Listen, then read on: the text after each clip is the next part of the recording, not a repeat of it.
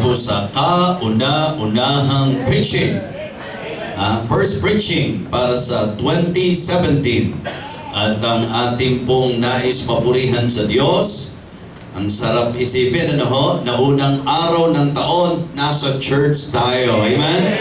Nandito po tayo sa gawain ng Panginoon. Okay? So, ang ating pong magiging paksa at ang magiging mensahe, I believe, napaka-appropriate sa ating pong pagharap sa panibagong taon.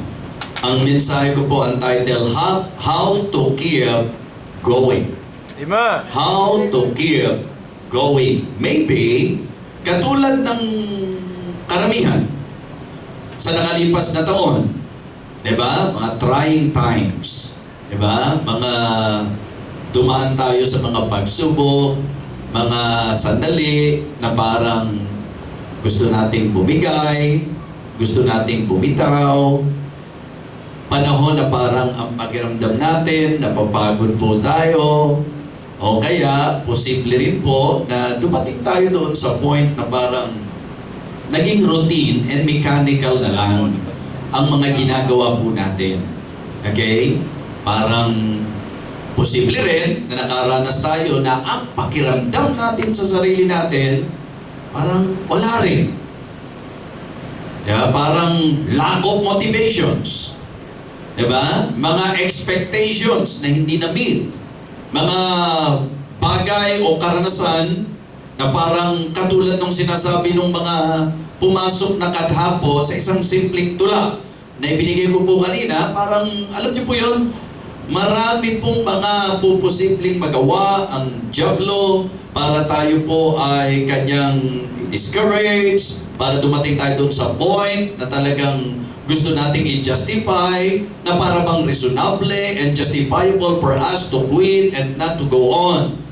You know, para sa akin po, as I study the Word of God, and even the people, yung mga tao ng Diyos sa Bible, most of them also experience that. Right.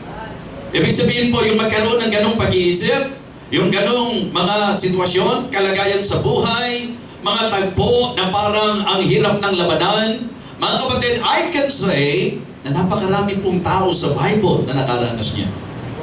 At maging ang isang tao na hinahanga natin sa Biblia, in the person of the Apostle Paul, siya po ay gumamit ng mga salita na kung saan nagbigay po sa atin ng idea na talagang reality po yon.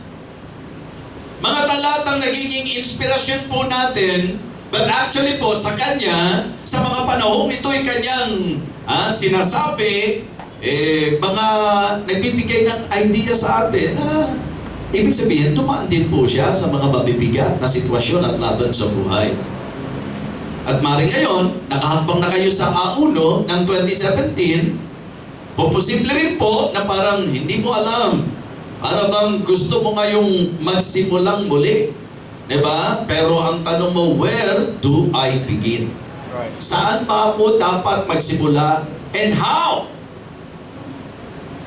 Marahil sa presenting sitwasyon mo, tinatanong mo sa sarili mo, paano pa ako mananatili? Paano pa ako magpapatuloy? So I want to help all of you this morning using this message para tayo po ay maturuan ng Biblia kung paano po tayo magpapatuloy. How to keep going. Huwag natin bigyan ng dahilan si Satanas upang tayo po ay tumigil. Right. Huwag nating papaniwalain ang sarili po natin na may panahon talaga na dapat na tayong mag-quit, na dapat na tayong bumigay, na dapat tayong bumitaw. No! We should listen to God. Amen? Amen. We should consider the will of God in our lives. Okay? This time, I would like to request all of you to please open your Bible in the book of 2 Corinthians, chapter 4. 2 Corinthians chapter 4, at babasahin po natin ang salitang na isulat po ni Apostol Pablo na maglilid po sa atin sa idea na kanyang ipinupunto na may mga pagkakataong hahatakin ka sa panghihina at panlulupaypay, pero magandang matutunan po natin kung paano natin ito mapagtatagumpayan upang tayo po'y makapanatili at makapagpatuloy sa kabila ng lahat. 2 Corinthians chapter 4 and verse number 1, therefore, seeing we have this ministry, as we have received mercy, we faint not. Okay? So, again, the message that I would like to share with you is the message that I entitled, How to Keep Going. Let us come to the Lord in prayer. Dakilang Ama, aming Panginoong Diyos, muli po kaming nagpapasalamat sa napakagandang pagkakataon na ibinigay mo po sa amin na sa pagharap po namin ngayong panibagong taon, ngayong 2017, magsimula po kami sa iyo. Magsimula po kami sa iyong salita. Magsimula po kami sa iyong sambahan. Dakilang Diyos, ikaw po nawa ang kumilo sa bawat isa po sa amin. May you talk to us this morning, O Lord. Lord, teach us. Turuan mo po kami ng mga bagay na dapat naming maalaman at matutunan mula sa iyong banal na salita upang ang aming paglalakbay ngayong 2017 ay paglalakbay na maging tuloy-tuloy hanggang sa matapos po namin ang aming takbo, hanggang sa ikaw, dakilang Diyos, ay bumalik o marahil hanggang kami na ng kamatayan. Lord, ikaw po ang siyang magdiin sa isipan at puso ng bawat isa po sa amin na bilang mga mananampalataya, kinakailangan lang po namin magpatuloy anuman po ang sitwasyon na dadaanan namin sa aming buhay, paglalakbay para sa iyo at sa iyong kalooban. May you encourage us this morning, Heavenly Father. Thank you so much for this opportunity once again. We thank you, we praise you, O Lord, we honor you. In Jesus' most precious name we pray. Amen. Amen. Okay? Be seated, please. Upo na po tayo. Now, siguro po napakagandang panimula na pag-usapan natin kung paano makapagpapatuloy. I am very sure that all of you will agree with me that the will of God for the believers is to, just continue on. Right. Diba? Yung ipagpatuloy lang po natin ang ating takbo. Natapusin po natin ang ating takbo. Pero, alam ko rin pong sasang-ayon kayo sa akin na kung titingnan po natin yung ating pong buhay bilang Kristiyano, hindi naman po laging nasa smooth. Diba? Na sitwasyon. Diba? Sa mga ilang tilalakay natin, may mga rough roads. Right. Nakaka-experience po tayo ng mga difficulties. Nakaka-experience po tayo ng hardships. Nakaka-experience po tayo ng pain. Nakaka-experience po tayo ng pressure. Nakaka-experience po tayo ng persecution. Nakaka-experience po tayo na dumadaan po tayo sa mabigat na problema na halos hindi ka magkandatudo at hindi mo alam kung anong gagawin mo, mga karanasan na ikaw mismo sa sarili mo, hindi mo maipaliwanag, hindi mo maintindihan, at ang nagiging takbo at atake ni Satanas ay ang bumigay at bumitaw ka na. Mga kapatid, you should not allow Satan na siya po ang magtagumpay sa ating buhay. Right. Hindi natin dapat payagan si Satanas na siya ang makapanaig po sa atin. Right. Mga kapatid, kailangan maintindihan po natin na bilang mananampalataya, ang kalooban ng Panginoon sa atin, anuman ang sitwasyon, magpatuloy lang po tayo, ganapin natin ang kanyang kalooban, yakapin natin ang Diyos, yakapin natin ang kalooban ng Panginoon sa buhay ng bawat isa po sa atin. Okay? Again, nagkakaintindihan po tayo Amen. na ang pagpapatuloy po hindi dahil magaang ang biyahe. Right. Hindi dahil sa laging pamurable ang sitwasyon. Mga kapatid, the message is about, the truth, the reality in the life of the believers that even though may mga rough roads, mga kapatid, we still need to go on. Amen. The question now is, how to keep going? Kung problemado ka na, paano ka magpapatuloy? Kung discouraged ka na, disappointed ka na sa mga nakikita mo, paano ka magpapatuloy? Kung masyadong mabigat ang pakiramdam mo sa atake ni Satanas sa iyong buhay, paano ka magpapatuloy? Now this morning, let us learn mula po sa message na ito. Amen? Amen. Ang sabi po ng verse number 1, the Apostle Paul said, therefore seeing we have this ministry, as we have received mercy, we faint not. I like that. We faint not. Ang ibig sabihin po mga kapatid, hindi nanlulupaypay. Right. Hindi bumibigay. Right. We faint not, mga kapatid. Alam niyo sa paalala ni Apostol Pablo, ang dami, let us not be weary in well-doing, for in due season we shall reap if we faint not. Kung babasahin niyo po yung the whole chapter, sinabi ni Apostle Paul, we are troubled on every side. Yet not di ba? Perplexed. Di ba? Persecuted, but not forsaken. Cast down, but not destroyed. Okay? Always bearing about in the body the dying of our Lord Jesus Christ. So, ibig sabihin po, it is good for us to have an idea that the one who is speaking, si Apostol Pablo po, hindi niya sinabi to dahil magaang ang sitwasyon. Hindi niya sinabi to dahil magaganda ang sitwasyon. May mga nakaengkwentro siya, may mga pagsubok siya, may mga pressure sa buhay niya, may sakit po siya, may mga bagay na nagkukos ng pain sa kanya. But hey, still in his mind, mga kapatid, ang nais niya magpatuloy at kung paano si Apostol Pablo nagpatuloy, yan po ang ating matututunan ngayong umaga. Interesado po kayo? Amen. Okay? Mga kapatid, for us to keep going, how to keep going, number 1 is by appreciating God's ministry. Amen. Mga kapatid, para po tayo magkaroon ng kaisipang wag huminto, para magkaroon tayo ng kaisipang magpatuloy, ano po pwedeng magdala sa atin sa kaisipan na tayo magpatuloy? Ito po yung appreciation natin sa gawain ng Panginoon. We should appreciate God's ministry. Amen? We better ask ourselves this morning. Just try to imagine, Brother June, kung wala ang ministeryo ng Diyos, nasaan kaya si Brother June ngayon? At ano kaya si Brother June ngayon? Diba? Kayo po, sa inyong palagay. Kung di kayo na-save, kung di kayo naging Kristiyano, kung walang church, kung walang ministeryo, anong klaseng buhay kaya meron tayo? Right. Mga kapatid, yung isipin ko pa lang kung ano ang ginawa ng Diyos at nagawa ng Diyos ng ministeryo sa buhay ko, and that reason for me not to quit. Amen. So para ako po magpatuloy, ang ginagawa ko po, ina-appreciate ko ang ministry. Binavalue ko po ang ministry.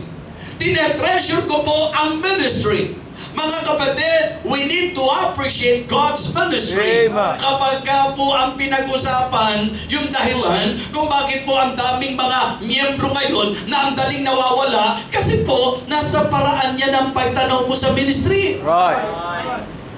Bibitawan mo ba yung isang bagay na para sa iyo mahalaga? Good Kung point. itinuturing mo mahalaga ang ministry, bibitaw ka ba basta-basta? Bakit may mga Kristiyano raw sa panahon po natin ngayon, now you see, now you don't. On and off. Yung bang, ang dali-daling magpasya na hindi umatid. Rich. Ang dali-daling magpasya na tumalikod. Ang babaw-babaw ng pagtingin. Mga kapatid, diretsa na pong sasabihin ko sa inyo na kung kayo po ay kabilang at miyembro ng church na ito, na ang babaw-babaw ng tingin mo sa gawain ng Diyos, hindi na magiging sorpresa sa akin na isang araw totally wala ka na dito sa church. Right. Gusto ko lang pong bigyang daan yung pong pag-alala sa mga mananampalataya noon. Sa New Testament, nakita natin yung mga mananampalataya in spite of persecutions, in spite of the attack of the enemy, just try to imagine, they stayed.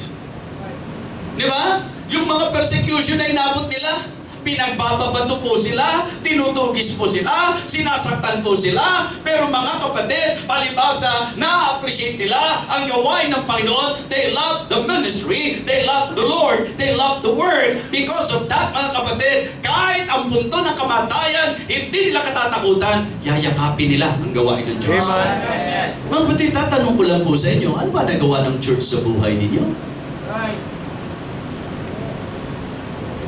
Diba? Natutuwa ba kayo may church kayo? Amen. Na-appreciate nyo ba yung ministeryo ng Panginoon? Amen. Diba? Sa tindi ng laban natin sa mundo kung wala ang gawain ng Right. Diyos. Mga kapatid, sa ilang mga paglihis natin kung hindi sa gawain ng Diyos. Mga Right. kapatid, it is always good to remember that, hey, God is good because of His ministry. Amen. Dahil sa kanyang gawain. Di ba? So, yung pa lang po, isipin natin eh. God's ministry. Glorious ministry. Di ba? Great ministry. Dakilang gawain, malwalahating gawain, at ang pinakamatindi nito, gawain ito ng Diyos. Di ba? Kaya alam nyo kung sino po ang hindi basta mawawala? Yung sobrang na-appreciate niya ang church sa buhay. Ako, dahil sobrang na-appreciate ko ang ministeryo, sobrang na-appreciate ko po yung gawain, sobrang na-appreciate ko po ang church, sobrang na-appreciate ko po ang kabutihan ng Diyos, na dahil sa ministry na ito, hindi lang ako basta naligtas, binago ko ng Panginoon, binigyan ako ng Diyos ng pagkakataon upang maging kagamit-gamit, at naranasan ko po ang napakaraming kabutihan ng Panginoon because of the ministry. Mga kapatid, alam niyo po yun? Yung bang tinitingnan ko yung sarili kong wala akong utang na loob sa ministry, kapag ang ministry, iiwanan ko ng ganun-ganun lang. Right. Diba? Christians and members of the church should be grateful to God's ministry. Amen. Oo. Kaya everything that is related to the ministry, mahalin mo, hindi ka basta mawawala. Right. Oo. Diba? Eh siyempre, pagka ikaw yung mananampalatayang, oo, mananampalataya ka, pero ang bababaw ng tingin mo sa gawain, diba? Yung pakiramdam mo, kahit mawala ka, wala lang. So kaya hindi ako pagtataka, mawawala ka talaga. Eh, pag binalikan ko yung panahon noon eh, nakukonsensya yung mga mananampalataya pag hindi nakaka-attend eh. Right. Ngayon po, easily, nagdi-decide ang mga miyembro eh, na hindi attend. Preach on. Noon, grabe ang persecution, pero nagpipili. Ngayon po, medyo shallow at hindi na ganun katindi yung persecution. Pero, alam niyo po, marami pong member parang na-persecute. Hindi niyo lagi makita. Preach on. Diba? So, ang ibig ko pong sabihin, it is a matter of gratitude. Right. Kung ikaw ay thankful sa church, you will embrace the church. Amen. If you are thankful to God's ministry, you will embrace God's ministry. Right. You will support the ministry. You will give your best for the ministry. Right. And in return, you will serve God under His ministry. Amen? Siyempre, dahil sa ministry na to, nasave ka. Dahil sa ministry na to, binago ka ng Panginoon. Dahil sa ministry na ito, gumanda takbo ng pamilya nyo. Dahil sa ministry na ito, nakakapag-ministeryo ka. Dahil sa ministry na ito, choir member ka. Hindi po eh, nakakalungkot po eh. Ha? Yung miyembro ng choir, sandali-sandali lang, pwedeng iwanan. Preach on. Ganun ba ang value ng ministry sa atin? Samantalang pagka pinag-usapan ng Diyos, how He committed His life and how He committed Himself to us, grabe po yung kanyang commitment. Tapos tayo, pagka sa ministeryo, pagka gusto mo, oo, pero pagka may toyo ka, wala. Preach on. Tapos magtuturo ka pa ng kung sino, na-offend ako sa kanya, na-offend ako sa kanya. Huwag mo nang lokohin ang sarili mo. Right. Hindi ka naman pumunta rito dahil sa kanya. Tama. Hindi ka naman pumunta rito dahil sa nakatisod sa iyo Na in the first place, mali ka. Siya pala ang object mo Siya pala ang basis mo Mga kapatid, kung ang talagang basis mo is God and the ministry, whatever, amen? Whatever, you will stick and stay. Why? Because you're here, not because of anyone else, but because of God. Amen? Because you believe that this ministry is not the ministry of Pastor Freddy. Kaya kahit ito natisod kayo kay Pastor Freddy, hindi pa rin lisensya para mawala kayo. Tama. Dahil hindi naman po si Pastor Freddy ang pinupuntahan nyo sa church na ito. Hindi naman po ministry ito ni Pastor Freddy. Ministry ito ng Panginoon. Amen. At dahil ministeryo ito ng Panginoon, dapat to ikaw na nakikinabang at napagpapala spiritually sa ministry ay magstay sa ministry. Amen. Diba? Balikan niyo yung talata. Verse number 1. Therefore, seeing we have this ministry. So the Apostle Paul emphasized the ministry. Give emphasis on the ministry. The Apostle Paul embraced the ministry. The mind of the Apostle Paul was very much enlightened. Diba? So, maliwanag po sa kanya Diba? So, importante po for us to really stay and stick is actually enlightenment. We need to have enlightenment concerning the ministry. God's ministry, great ministry, glorious ministry. Diba? We should emphasize the ministry and elevate the ministry sa buhay mo. So napakahalaga po nito, mga kapatid. We need to engage ourselves in the ministry. We need to embrace the ministry. Hindi huyaasa natin sa iba. Yun ang reason. We appreciate the Americans. We appreciate them. But always put in your mind that our partnership is actually focusing on the missionaries. This church, tayo po'y nagpapatuloy not because of them. Hindi po dahil sa kanila. Nagpapatuloy tayo because of the members of the church na talagang super love ang ministry.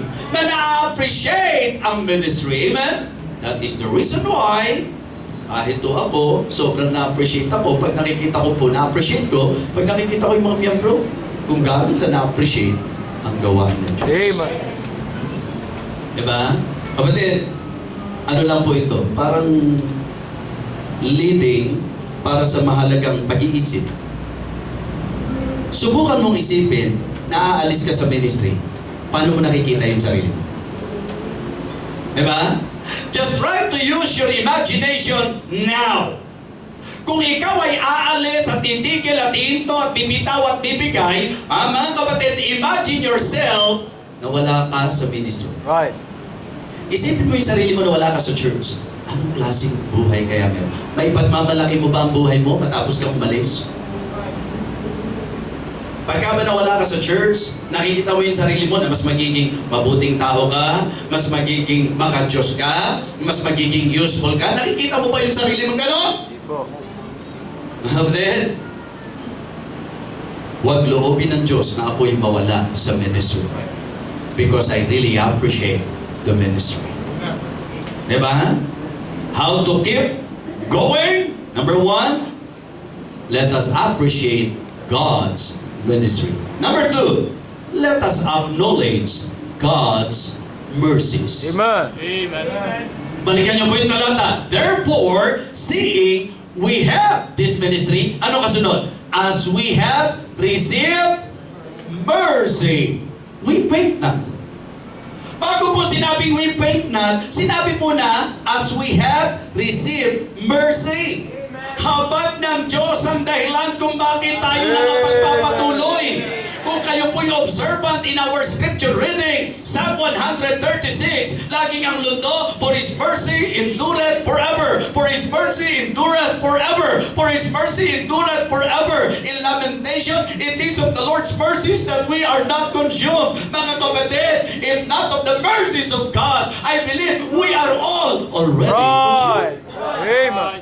Wala na po tayo. Wag na kayo, pati yung pastor. If not of the mercies of God. And I thank God for His mercy. Amen? Purihin ng Diyos. Kaya nga, yung pong mercy na yun, isa sa dapat magpapanatili sa atin. Right. Diba? Para sipagin kang maglingkod, para ma-realize mo dapat kang maglingkod, para ma-realize mo dapat mong i-present ang sarili mo. Anong sabi ng Apostle Pablo? Romans chapter 12 and verse number 1, mga kapatid, we beseech you, brethren, diba? I beseech you, therefore, brethren, by the mercies of God. Sabi ni Paul, as we have received mercy, we faint not. So kaya sabi ko, isa sa napakaganda na lagi kong naiisip, habag ng Diyos. Amen. Habag ng Diyos. Lagi nating binibigyan ng pansin yung grace. Pero alam niyo po, laging sa kabilang panig dito, mercy yan. Right. Perfect combination yan. I believe in Christian life, in the life of the believers, ang perfect combination, mercy and grace. Right. Oo, kaya nga, gusto ko sana yung pangalan sa anak ko nun, Mercy Grace. Kasi kumpleto yun. Mercy na, grace pa. Diba? Alam niyo po ba, kapag ka ikaw, kinikilala mong biyaya ng Diyos ang lahat, hindi ka yayabang. At pag hindi ka mayabang, ano sabi ng Diyos? He giveth grace unto the humble. Di ba ba? Pero mga kapatid, ang isang tao po na totoo, na kinikilala niya na ang lahat mercy ng Diyos, hindi yayabang. Right. Pag hindi ka yayabang, sasagana yung grace.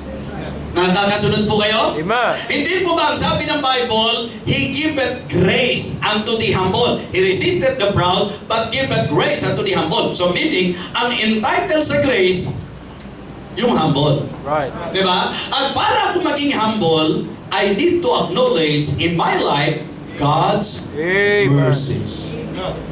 Kinahabagan lang po ako ng Diyos.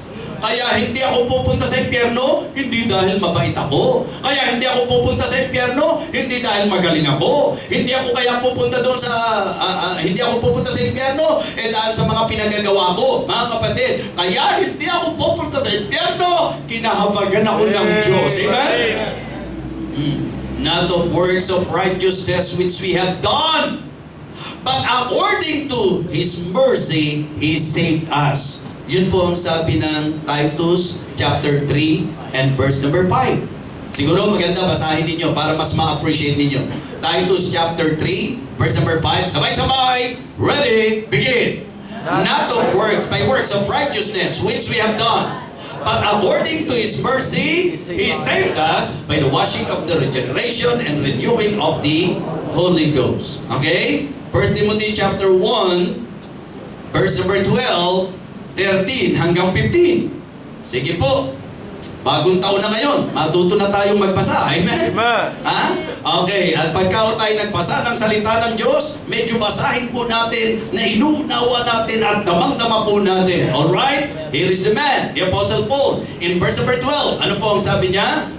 Okay. And I thank Christ Jesus my Lord. Ready? Begin. And I thank Christ Jesus my Lord, who hath enabled me, or that He counted me faithful, putting me into the ministry. Verse number 13. Who was before a blasphemer, and a persecutor, and injurious, but I obtained mercy, because I did it ignorantly and unbelief.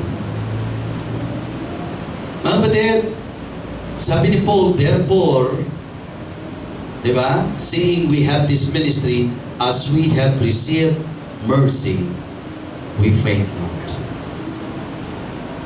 Kung paano yung biyaya ng Diyos kinikilala mo, sa nakikita ko po, ganun mo rin dapat kinikilala yung kahabagan ng Diyos. Amen.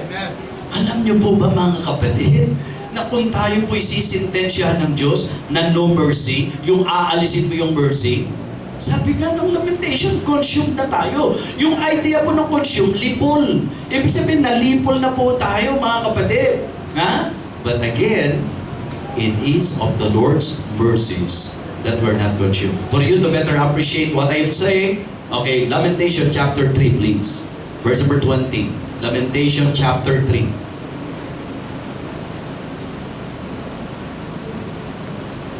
Ang sabi po, my soul hath them still in remembrance and is in humble in me. Tuloy-tuloy po, tuloy-tuloy. This I recall to my mind. Therefore, have I hope. Tignan niyo ho. Pag inangatan niyo po yung talata, grabe po yung mga madamdaming pahayag po dyan. Diba? Na kung saan mga kapatid, sinasabi po ni Jeremiah, sinasabi po ng writer, na kung saan lahat ng mga bighati, lahat ng mga sakit, lahat, kumbaga mga hindi makakayanan, at dapat sentensyado na po tayo eh.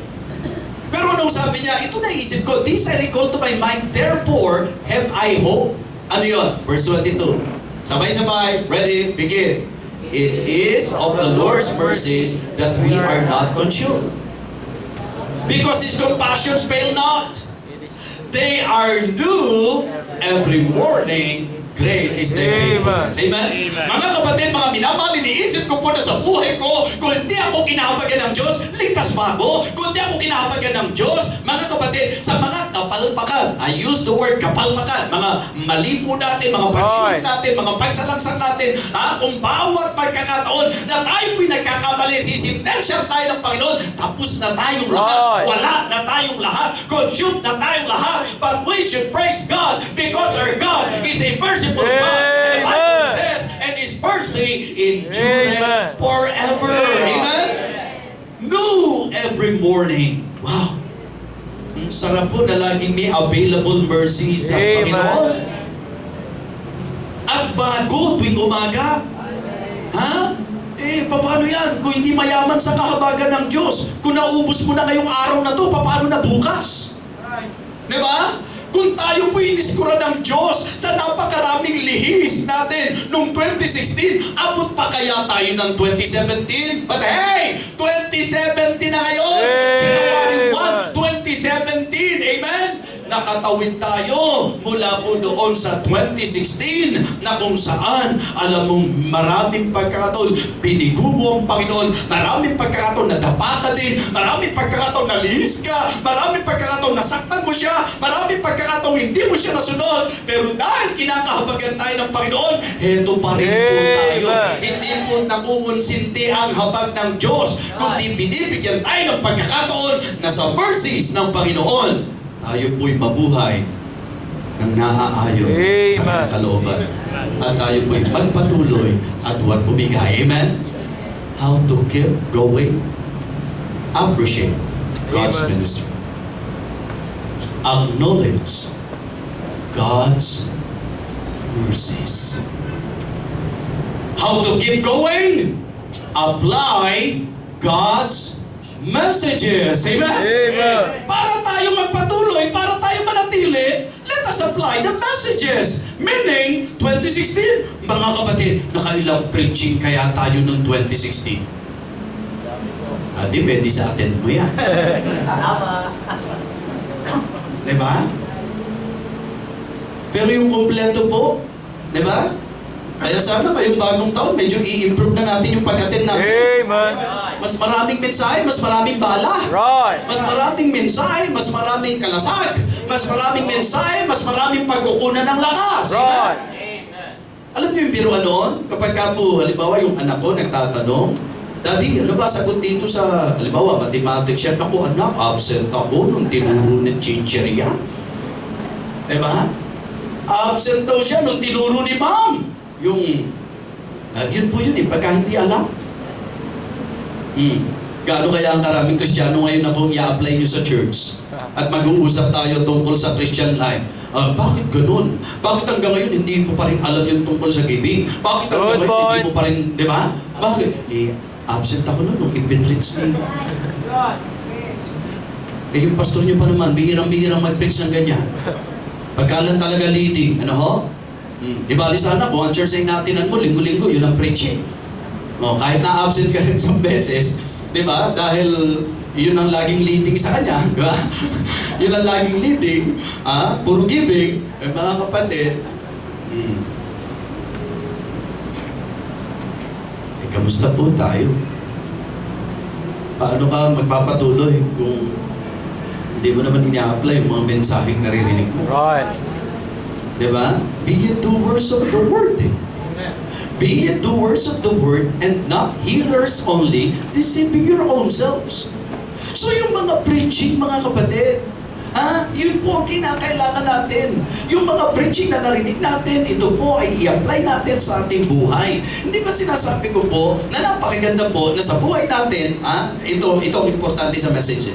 Ang maraming mga Kristiyano nakikinig, pero pagkatapos nun, wala na. Ang tama po kasi pag nakinig kayo, merong meditation. Amen. And this time, gusto ko lang kung bigyan pansin yung meditation. Because it is really hard to manifest the Word of God or the message of God in the life of the believers without, di ba, us meditating the Word. Kumbaga, how can you expect na magbibigay ng sustansya kung di ginuyang mabuti? Yun po ang pinagtataka ko May mga tao kain ng kain, pero parang hindi mo makita yung kinain. Kasi kain lunok lang ng lunok. Maraming mga members, maraming mga umaten, ganun po. Pag umaten, lunok lang ng lunok. Mga kapatid, na pag-aralan namin noon sa nutrition ba yun? Yung tamang nutrition, mahalaga po ang pagmuya. Kaya kahit po post-it na kayo, mga kapatid. Yung iba po, gilagid na lang Di ba? Alam niyo po, yung palang pag-grind nung yung pagka talagang, di po ba? So, doon pumapasok yung ibig sabihin, yung nutrients. Yan po ang sabi ni Ma. May advantage po pag hinungo yan ng tama. Di ba? Napakahalaga po nun. Kaya nga, di ba kayo, pagka may mga nag-aalok minsan ng mga food supplement, di ba? Anong kaibahan? Bakit to kapag, di ba, pagka capsule o kaya tablets, parang mas effective daw kapag, limbawa, yung nasa, ano ba tawag doon? Yung parang liquid, yung sweet syrup, yung gel, ano, kasi pasok daw po kaagad yung parang nakaano na siya eh. Di po ba naka-ready na siya? Alam niyo po sa mensahe, napakalaga po ng meditation. Hindi kayo nakabisan yung outline, nareglado na kayo. No! Hindi nyo kailangan kabisaduhin ng outline. Ang kailangan po mga kapatid, namnamin nyo po yung bawat outline. Ibig sabihin, pagbulayan nyo po, pag-aralan nyo po, pag-isipan nyo po, pagkaisipin nyo po yung mensahe. Ano po ang makukuha natin sa mensahe? Mga kapatid, unawaing mabuti ang mensahe. So meditation before manifestation. Hindi po pwede right away mamamanifest yan ng hindi. No. Kainin mo munang mabuti. Namnamin mo munang mabuti. Nguyain mo munang mabuti. Ganon din po sa bawat mensahe mga kapatid. Pakinggan yung mabuti. Unawain yung mabuti. Namnamin yung mabuti. Pag-aralan yung mabuti. Nguyain nyo mga kapatid. Hanggang sa makita natin ang manifestation nito sa buhay natin. Diba? Napakalaga po na ngayon taon na ito ang maging lakas natin para magpatuloy yung mga messages. Pag kayo ba, tinanong ko kung may naiisip kayong mensahe ko ng 2016, makakasagot kaya kayo kahit isa? Pero kung dami po, blessing nga po eh. Oo, magbigay ka lang isa. Basta blessing po, blessing. Blessing, di mo matandaan. Diba? Kaya nakakatuwa yung mga mananampalataya na kapag kinausap ka, Bishop, hindi ko po makalimutan yung pinreach niya po, yung tungkol sa ganito pong mensahe. Ibig sabihin nun, nag-stick sa mind. Diba? Binitutulong ba yung mensahe? Ha? For you to keep going? Amen. Ang laki-laki ng naitutulong. And that is actually my evaluation. How come that in our setup, knowing that I am an evangelist, how come na ako po, kung tutusin, preaching lang halos eh. Pero ba't nandito kayo? Ano nag-hold sa inyo? Message. Right. Amen. I believe if not of the message, wala na rin po kayo. So how to keep going? Mga kapatid, apply the messages. Apply God's messages. Appreciate God's ministry and acknowledge God's mercies. Atin pong dapat maisip na para tayo magpatuloy, ano man ang atake ni Satanas, then let us apply the message of God. May mga nagsasabi, bless na message ngayon. Pero wala ka pa doon sa sitwasyon. Nagagamitin mo yung mensahe na yan. How about, pag dumating ka doon sa pagkakataon, yun ang reason kung bakit pagka nakikinig ka, talagang dapat ina-absorb mong mabuti. Diba? Meditate before manifestation. Diba? Absorb before application. Kinakailangan i-absorb mo muna bago mo i-apply. Diba? So napakahalaga po nito, mga kapatid. Kaya ang tanong ko po, kung pag-uusapan natin ang takbo ng buhay ng maraming mga Kristyano, bakit marami po ang madali nawawala? Si Paul, hindi biro yung mga naranasan niya eh. Ba't nanatili? I believe ito tatlong bagay na ito makikita natin sa buhay ni Pablo. His appreciation to God's ministry, di ba? His acknowledgement to God's mercies, and also his application sa mga mensahe ng Diyos. Diba? So, kaya yun yung ating simple ha. Actually po yun ang kagandahan sa mga natututunan natin sa church eh. Outline pa lang po, pwede ka ng, alam niyo po yun? Yung mga outline pa lang po natin po, pwede na pong magbigay sa atin ng klarong-klarong mensahe. Na ang liwanag po mga kapatid. Tatlong bagay. Ano yung tatlong bagay? Appreciate God's ministry, okay? Acknowledge God's mercies, and apply God's messages. Kaya sabi ko, pagka umaatake si Satan at gusto tayong, di ba, pahintuin, i-apply mo yung sinabi ng mga narinig mong mensahe. Di ba? Oh. Pakibasa nga. Let us keep on running the given race by God's grace for His glory and praise. Pagka may mga pagkakataon po na talagang ikaw, di ba? Naapektuhan ka sa tao na kapaligid sa iyo kasi hindi kayang ipangako ang bawat isa eh. O pwedeng makatisod talaga yung iba sa mga kapatid natin eh. Pwede talagang meron kang hindi magustuhan na makikita mo sa ibang kapatiran eh. O doon mo kayo may apply yung mensahe na talagang ang dapat pala looking unto Jesus. Hindi kay brother at hindi kay sister. Hindi kung ano-ano mga circumstansya. No, para pala ako hindi bumigay, para pala ako hindi bumitaw. Ang kailangan pala para tapusin ko ang takbuhin, para magpatuloy ako, kay Jesus lang ako dapat nakatingin. Amen. Siya ang author and finisher of Amen. our faith. Amen? Para hindi ka matisod, mga kapatid. Napakahalaga nun. So kaya, mga kapatid, kung babalikan niyo po, gusto ko yung sinabi niya, we faint not. Bakit hindi siya nalulupay-pay at bumibitaw at bumibigay? In fact, sabi ko po sa inyo sa kabuuan ng chapter, di ba? Sinabi niya, di ba? Perplexed but not in despair. Persecuted but not forsaken. Cast down but not destroyed. Tapos, ito, mabigat yung statement. Always bearing about in the body the dying of the Lord Jesus Christ. Kumbaga, for you to feel the heart and the words, di ba, na sinasabi ni Apostle Paul, ang sabihin, ang bigat-bigat na, pero inuna na sa atin sa verse number 1 eh. Nang sabi po, therefore seeing we have this ministry, pag naisip niya kung anong klase yung ministry, yun ang nagiging kalasag niya to keep going. Okay? Pagka kinikilala niya yung mercy ng Panginoon, yung mercy na yon ang naghahatid sa kanya sa kaisipan to keep going.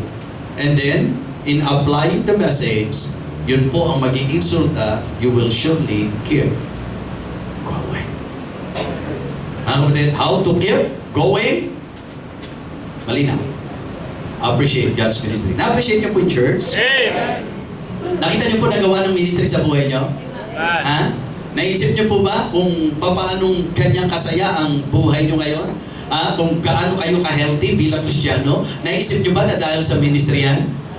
Kung paano kayo nagagamit ng Diyos? Hindi ba dahil sa ministry yan? Amen. Mga kapatid, yung pong mercy ng Panginoon, naisip niyo ba na kung hindi sa habag ng Diyos, consume na tayong lahat? Salamat sa habag ng Diyos. Salamat sa awa ng Panginoon. Salamat kinawa niya tayo. Salamat at hindi tayo basta sinisintan siya ng Panginoon. That our God is really a merciful God and His mercy endureth forever. His mercy endureth forever. His mercy endureth forever. Amen.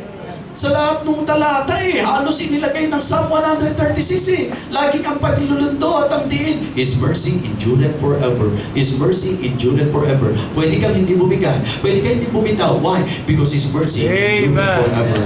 God's mercies. You just need to acknowledge God's mercies and then apply God's messages. Diba? Useless po yan. Kahit itong buong 2017, kahit na magagandang mensahe ang marinig nyo, kung hindi naman kayo doer of the word, kung hindi nyo rin i-apply, nagsayang Right. lang po tayo ng panahon. Gaano po karami ang sinayang mong mensahe noong 2016? I hope and I pray na tayo po para magpatuloy at manatili. Let us apply God's messages. Amen? Yung po tayo, pikit po tayo. Sige po. Siguro po dahil ito po yung unang araw, unang linggo po ng taong 2017. Sa palagay ko po, ang pinakamaganda, lahat ng mga bagay na dapat nating iayos sa harapan ng Panginoon, kayo na po ng Diyos ang magtagpo dito po sa altar. Tayo po tayong lahat. And if you need to come, if you want to go to express your heart to God, if you would like to talk to God, and tell God about what's in your heart today. It is good to begin with God.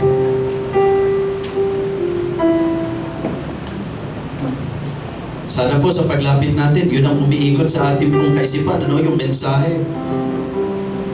I should appreciate God's ministry. Sana nandito ka to thank God.